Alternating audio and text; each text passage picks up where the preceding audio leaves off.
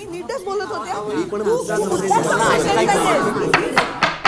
अरे आपली शाळा पाडणार आहे त्याबद्दल बोलायला जमलो होतो आपण. हा काय मुद्दा आहे तो तुमच्या लक्षात आलाय का?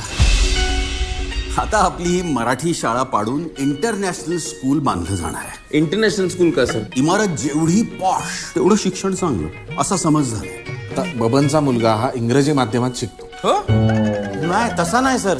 मी अजून ठरला नाही काय. आता केजी ला सोरलाय त्या. काय शिकवलं शाळेमध्ये आज? एवढा फी घेऊन हाका मारायला शिकवतात पाटीचे. शाळेमध्ये असताना 10 तास डुंगणाला डुंगण लावून एकत्र बसायचो आपण. लहानपणी काय काय किडे केले तर आपण. मला बघ काय सापडलंय. बबनचं पहिलं पहिलं काय रे चिमण्यांनो, ओळखलं नाहीत मला?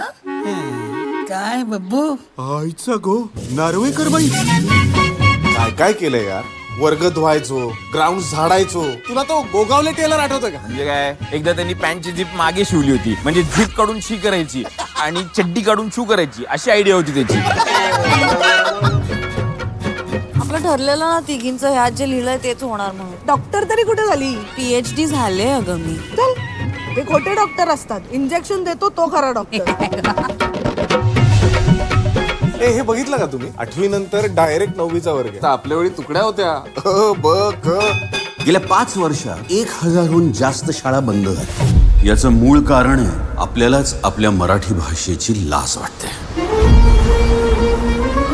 या पृथ्वीवरची पहिली जमात असेल आपली ज्याला आपल्याच आईची लाज वाटते.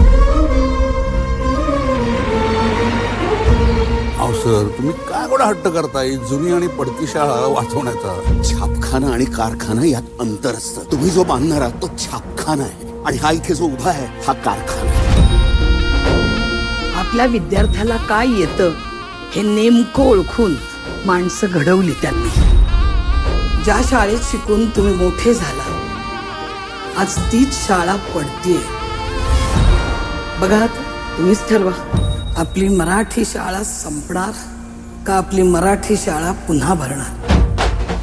ज्या मातीत छत्रपती शिवाजी महाराजांचा राज्याभिषेक झाला त्या रायगडाच्या मातीवर उभा राहून सांगतो आम्ही सगळे, आम्ही आमची मराठी शाळा पारू देणार नाही.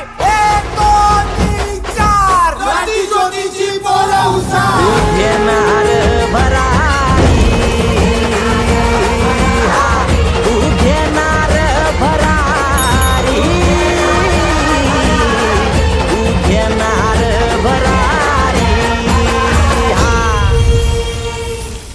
अरे नाही, देणगी नाही पाहिजे सरांना. अरे शाळेसाठी या बोलतात ते. हा नाही जमत, ठेव मग फोन. आई बापाला विसरले, शाळेसाठी कसले येतात नालाय. तू कुठल्या शाळेमध्ये होता? नाही गेलो. गेलाच ना.